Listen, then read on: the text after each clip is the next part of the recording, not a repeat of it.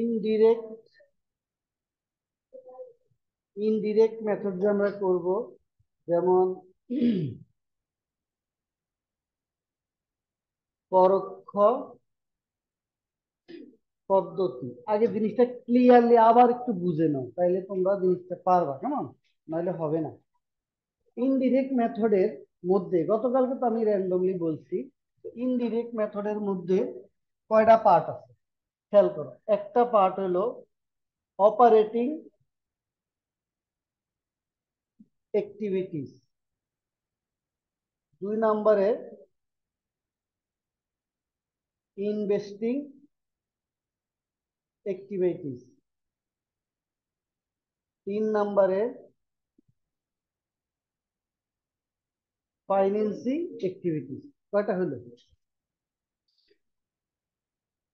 3টা। কেমন?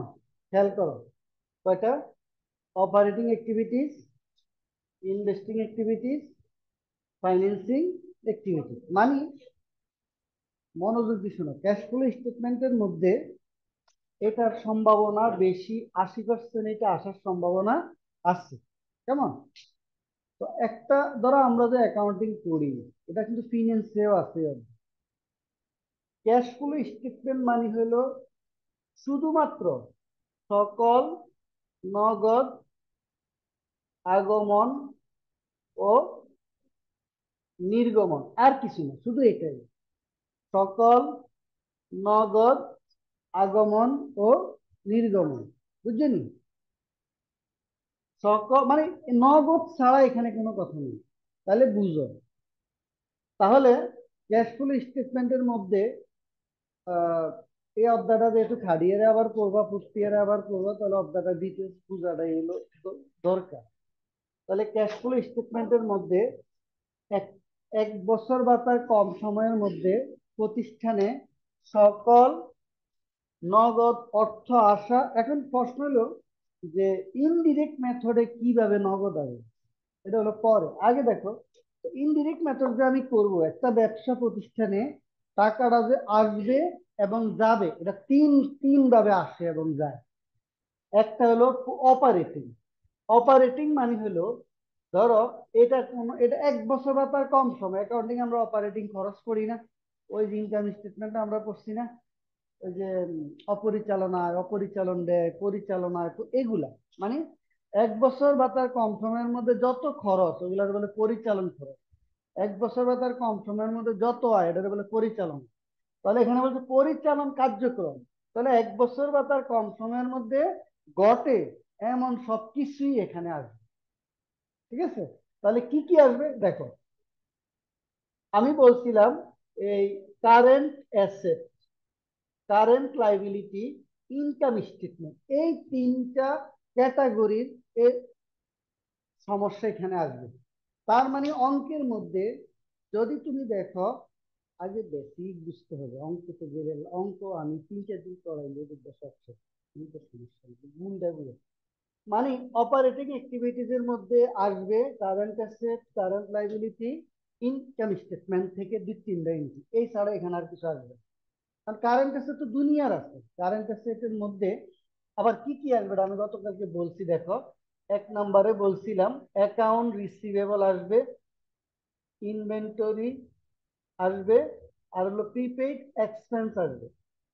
কিভাবে আসবে যাবে এটি আমি পরে বুঝাবো। মানে এই 3টে পাবা, আর কিছু পাবা না, নিয়মে এরকম। বলা স্যার কারেন্ট অ্যাসেট না আরো আছে, ক্যাশ আছে। আমি তো ক্যাশ ফ্লোই পড়তেছি, এই জন্য ক্যাশ। মানি ইনডিরেক্ট মেথডটাতে ঝামেলা বেশি, বুঝছেন? ধরো আমার টাকাটা আসবে ইনডিরেক্টলি, মানে সরাসরি আমার টাকাটা আসবে না। তাহলে সরাসরি যদি না আসে, কেমনে আসবে? মনে করো তুমি একটা দোকান থেকে একটা কলম কিনে আনছো না? কলম আনছো। এখন কলম যদি তুমি আনো, তাহলে তুমি কি তাকে টাকা দিছো? তাহলে তোমার কি বাড়ছে? দায় বাড়ছে না? তাহলে ক্যাশ ফ্লো স্টেটমেন্ট মনে করে এই যে দায় বাড়লো, তোমার তো টাকা যায় না, তাহলে এটা ক্যাশ ইনফ্লো হয়েছে। কেন? ওই যে পণ্যটা আসছে, এটা তো কারেন্ট আছে, এই জন্য এটা তোমার 100 টাকা আসছে, বুঝছো কিনা? আবার মনে করো তুমি একজন পাওনাদার টাকা দিয়ে দিলা, তখন কি হয়ে যাবে? তোমার টাকা চলে। মোট কথা হলো, তুমি যদি কোনো না কোনো ভাবে বুঝো সবার একটা একটা সিদ্ধ।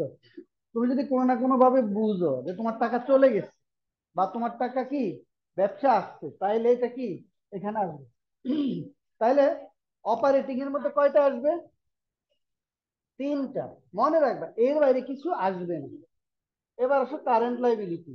কারেন্ট লাইবিলিটির মধ্যে কি কি আসবে আমি গতকালকে বলছি, আবার একটু বলছি। অ্যাকাউন্টস পেবল, কেমন? অ্যাকাউন্টস পেবল আসবে, তারপরে আসবে expense payable. Accounts payable, expense payable, কয়টা? ইনকাম ট্যাক্স, ইনকাম ট্যাক্স, এই তিনটা তুমি বেশি পাবে। শত শত না, শত শত এন্ট্রি নেই, তিন চারটা এন্ট্রি। এইগুলা তুমি দেখি অঙ্ক করতে, এর বাইরে পাবা না, তুমি শুধু পড়ে ফেলবা যে এটা আমি কিভাবে হয় জিনিস। এবার আসো ইনকাম স্টেটমেন্ট। এখান থেকে গতকালকে আমি বলছি যে আসবে ডেপ্রিসিয়েশন, তারপরে অ্যামোটাইজেশন, কয়টা? দুইটা। আরেকটা আসবে গেইন, আরেকটা আসবে লস। ওই যে gain on asset, loss on asset করছো না তোমরা ইয়ার মধ্যে, ওই যে ট্যাক্সে পড়ছিলা না, মনে আসেনি? আবার ইয়ে তো করছো, প্লান্ট অ্যাসেটে করছো না? গেল, ঠিক আছে। তাহলে আমরা বুঝলাম তো না? আবারও বলতেছি শোনো। এই মনে রাখবা অপারেটিং অ্যাক্টিভিটিজ এর মধ্যে ইনডিরেক্ট মেথডের মধ্যে বা ডিরেক্ট মেথড, যেই মেথডে বলো, তিন ভাবে ব্যবসায় টাকা ঢুকে, তিন ভাবে ব্যবসা থেকে টাকা চলে যায়।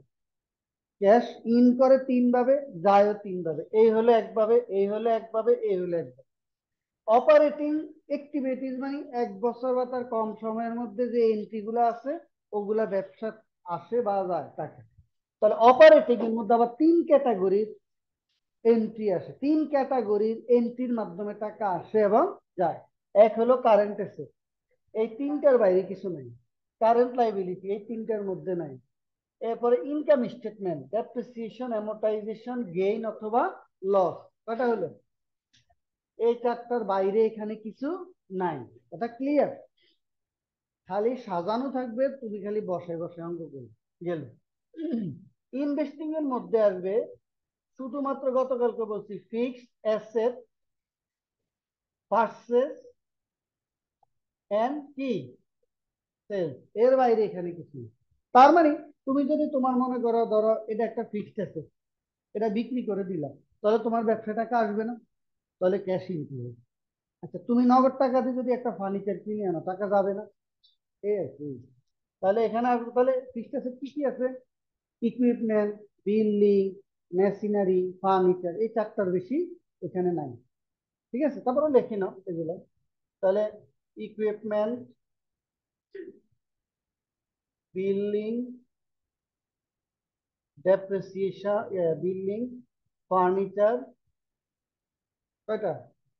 তিনটা। তারপরে মেশিনারি, মেশিনারি কম থাকে, কয়টা হলো? তাহলে অপারেটিং অ্যাক্টিভিটিজ এর মধ্যে যদি দেখো যে ইকুইপমেন্ট বাড়ছে কমছে, তাহলে বুঝে নিবা এটা কি, এটা এখানে আসবে। কেমন? আচ্ছা, বিল্ডিং বাকি এগুলো আছে, গেল। ফাইন্যান্সিং মানে, ফাইন্যান্সিং এর কনসেপ্টটা কি? ফাইন্যান্সিং মানে টাকা জোগাড় করা। তাহলে একটা প্রতিষ্ঠান টাকা জোগাড় করে কিভাবে? ফিনান্স মানে কি? ফিনান্স মানে হলো তহবিল সংগ্রহ না? তাহলে তুমি একটা প্রতিষ্ঠান টাকা সংগ্রহ করে হলো শেয়ার ইস্যু, সবসময় এটা মনে রাখবা, শেয়ার ইস্যু, এটা সবসময় ইস্যু হয়। 2 নম্বরে বন্ড ইস্যু, 2 নম্বরে বন্ড ইস্যু। 3 নম্বরে হলো শেয়ার প্রিমিয়াম, 4 নম্বরে হলো ডিভিডেন্ড। এই চারটার বাইরে তুমি আমাকে 100 অঙ্ক গাছগুলো দেখে দেবে। ঠিক আছে তো? এবার আসো, তাহলে আমরা তিনটা জিনিস জানলাম। মনে রাখবা ইনডিরেক্ট মেথড বলো, ডিরেক্ট মেথড বলো, এই দুই অংশ সেম, এই দুই পার্ট সেম। শুধু এটা চেঞ্জ হয়ে যায়, ডিরেক্ট মেথড হলে এটা চেঞ্জ হবে, আর নয় এই দুইটা স্টেপ। ঠিক আছে না? গেল। এবার আসো, এই অধ্যায় করতে গিয়ে না আমাদের কি কি জানতো, মানে আমার কোন জিনিসটা আমার প্রায় 90% অঙ্কেতে আমার লাগবে। কেমন? এগুলো আমি লিখে দিচ্ছি নিচে দিই, শিখে তোমরা বুঝবে না এগুলো। ধরো, লেখো, তারপর আমি অঙ্কটা করাবো। ধরো, আমরা কয়েকটা জিনিস আমাদেরকে জানতে হবে, যে আসলে আমি যে ক্যাশ ফ্লো করতেছি, আমার যে ক্যাশ আসবে কিভাবে আসবে। দেখো, যদি মূল কথা হলো যে কারেন্ট অ্যাসেট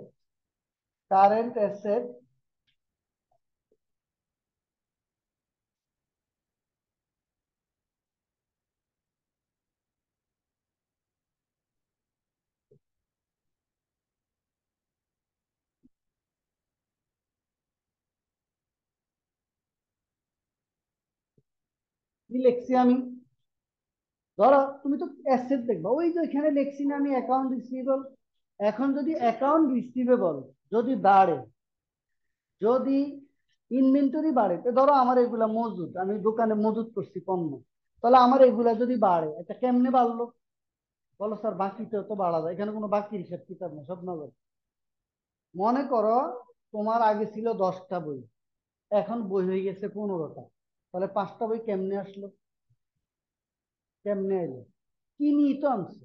তো কিনি কি বাকিতে নি? বাকির কোনো কারবার এখানে নাই, সব নগদ। তাহলে নগদ টাকা দিয়ে আনছে।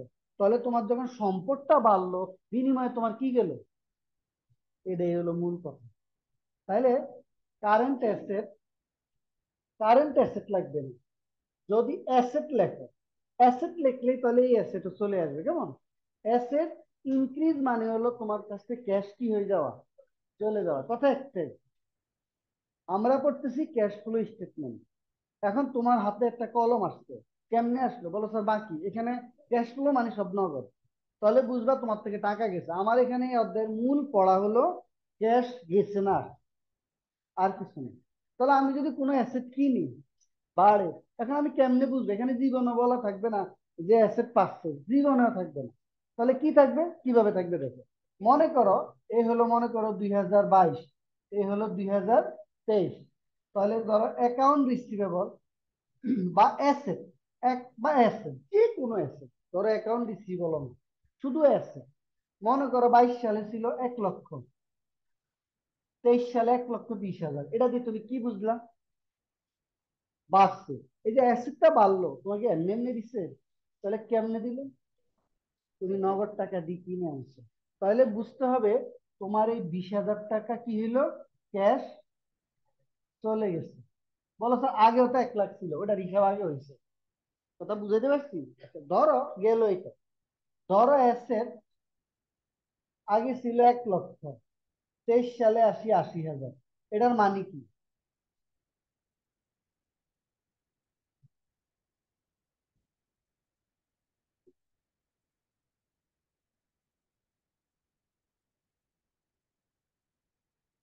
আগে ছিল 1 লাখ, এখন 80,000, তার মানে কি ক্যাশ, সম্পদ চলে গেছে না? তো সম্পদ চলে গেলে কি আসছে তোমার? এই যে আর কিছু না। এই সম্পদ আসা, এই দুইটা কথা যদি মনে রাখতে পারো অ্যাসেটের ক্ষেত্রে, তাহলে হয়ে যাবে। এইটা আসো, এবার আসো দায়। বুঝছো কি না? সুন্দর করে লেখো। এরপরে দেখো, দায়। দায় মানে, এই যে আমরা বলি না মানুষ এখন দায়গ্রস্ত, দেনাগ্রস্ত। দায় যত পরিশোধ করবো তত টাকা যাবে না? ধরো তোমার পকেটে 1 টাকাও নাই, তুমি আজকে ফেরি শহর ঘুরি ফিরি খাই দাই, বাসায় চলে গেছে, কেমনে গেলা? কেউ না কেউ তোমার খাওয়াইছে, নাহলে তুমি বাকি খেয়েছো, নাহলে কোন কিছু না কিছু করছো। তাহলে ক্যাশ ফ্লো স্টেটমেন্ট মনে করে তোমার শুধু পকেটে 1 টাকাও যায় না, বিনিময়ে খালি তোমার কাছে আসে।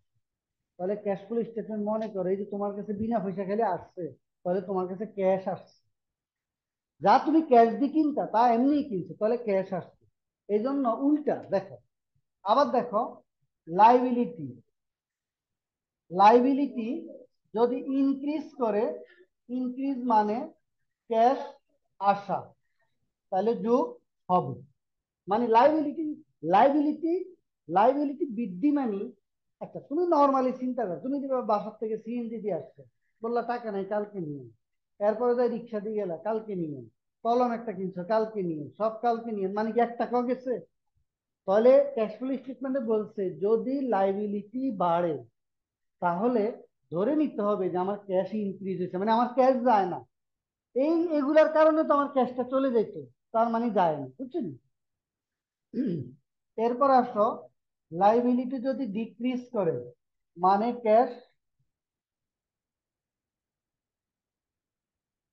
লাইবিলিটি ডিক্রিজ মানে কি? সেটা ভাই টাকা দেন না, আসেনি, গেল আবার রিক্সা ভাড়া ভাই দেন না, দেন না, মানে গেল। ঠিক আছে? এই গেল কটা গেছে। এই হলো অ্যাসেট এবং লাইবিলিটি কথা। এবার লেখো, লেখছো নি? তাড়াতাড়ি লেখো।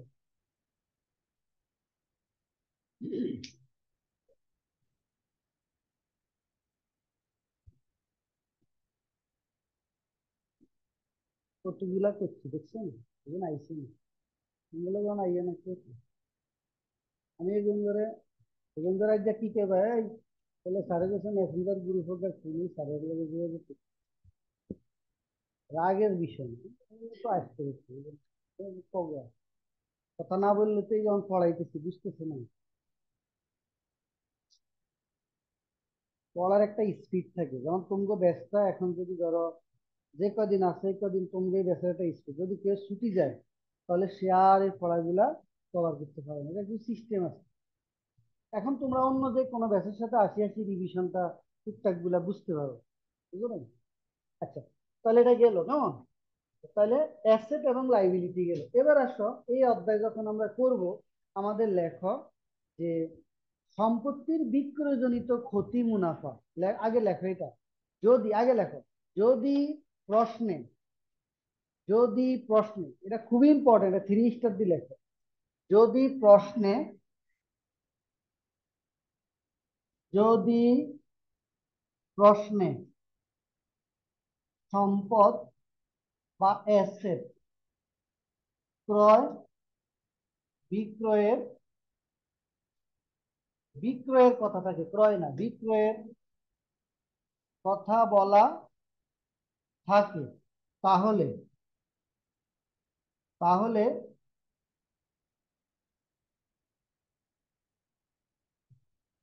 দুটো বিষয় নির্ণয় করতে হবে, নির্ণয় করতে হবে, দুইটা জিনিস নির্ণয় করতে হবে, কেমন? এক,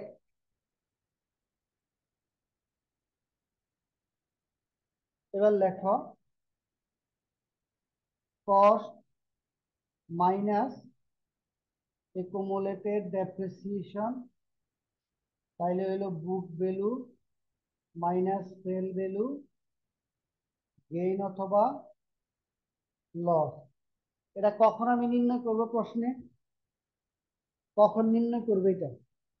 যদি কোনো প্রশ্নে, যদি কোনো প্রশ্নে থাকবে, এগুলা থাকে, যদি কোনো প্রশ্নে অ্যাসেট বিক্রয়ের কথা বলা থাকে তাহলে বুঝবা এটা ছাড়া তোমার অঙ্ক হবে না।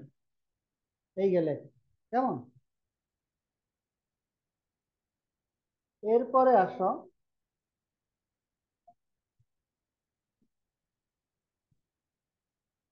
গেল এটা। এরপরে লিখছ, 2 নম্বরে লেখো, 2 নম্বরে,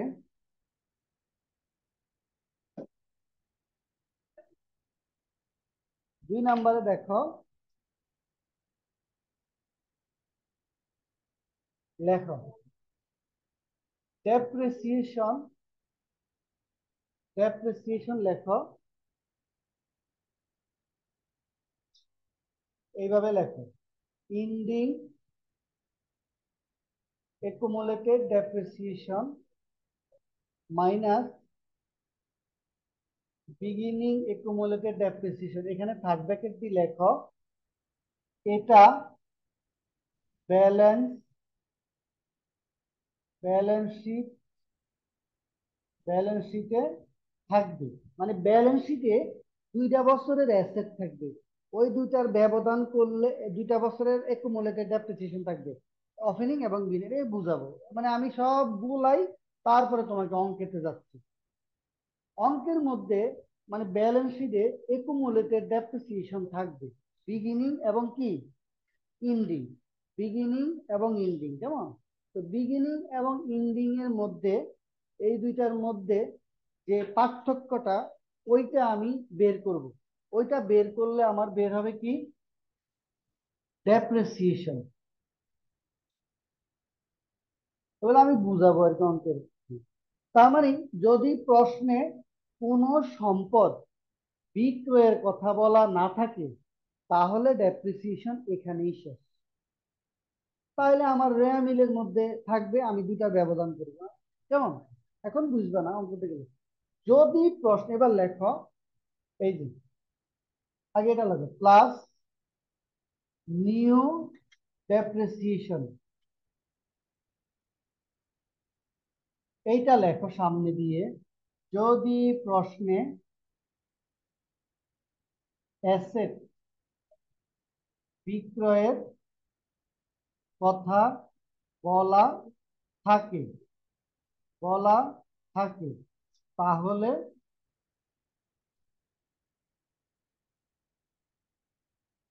মনে করো কোন অঙ্কের মধ্যে সম্পদ বিক্রয়ের কথা বলা নেই, কোন অঙ্কে সম্পদ বিক্রয়ের কথা বলা নাই, কেমন?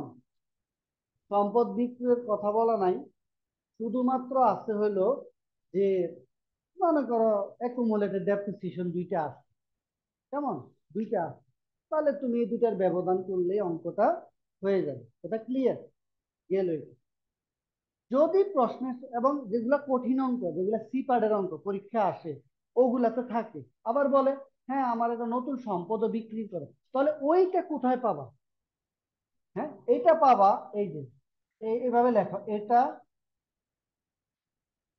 গেইন অর লস নির্ণয় করে পাওয়া যাবে। এই যে এখানে একটা একুমুলেটেড ডেপ্রিসিয়েশন আছে না, আসেনি?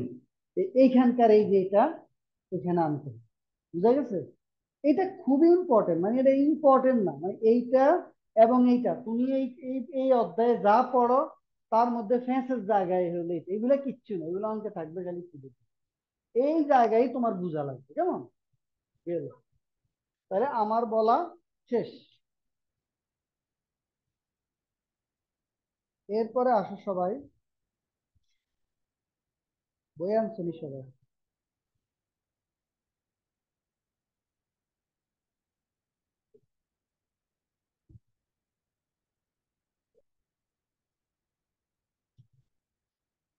ঠিক আছে, তাহলে আমি আবার একটু বলি। সেটা হলো যে,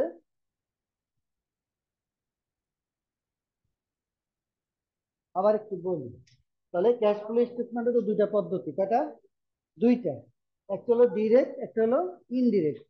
ইনডিরেক্ট পদ্ধতির মধ্যে তিনটা ভাবে, মানে তিন ভাবে ব্যবসায় টাকা আসে এবং যায়, তিনটা প্রসেস। একটা হলো অপারেটিং, একটা হলো ইনভেস্টিং, একটা হলো কি ফাইন্যান্সিং। অপারেটিং এর মধ্যে, অপারেটিং এর মধ্যে আবার তিন ক্যাটাগরির মাধ্যমে টাকাটা প্রবেশ করে। এক হলো কারেন্ট অ্যাসেট, যেটা বললাম, কারেন্ট লাইবিলিটি, আর ইনকাম স্টেটমেন্ট। এখন তুমি খেয়াল করো, একটু আগে আমি বলছি কারেন্ট অ্যাসেটটা কিভাবে হয়, এটা অঙ্কে উল্লেখ থাকবে, তুমি ওটা দেখি দেখি খালি বসাবো। কারেন্ট লাইবিলিটি উল্লেখ থাকবে, তুমি বসো। এইটার মধ্যে ঝামেলা, তাহলে এইটার মধ্যে যে একটা কথা আছে দেখো, দুইটা জিনিস, ডেপ্রিসিয়েশন, গেইন লস। তাহলে এই যে ডেপ্রিসিয়েশন, এই যে আমি ডেপ্রিসিয়েশনটা বললাম, আবার আসো, এইবার আসো, এই যে গেইন লস, এই যে গেইন লস, তাহলে আমার এটা হয়ে গেল। আর এখানে তো ফিক্সড অ্যাসেট ভার্সেস সেল জানবো, আর এগুলো সব দেওয়া থাকবে। ঝামেলা সব হলো এই জায়গার মধ্যে, এই জায়গার যত ঝামেলা এই জায়গার মধ্যে, বুঝছেন? ঠিক আছে।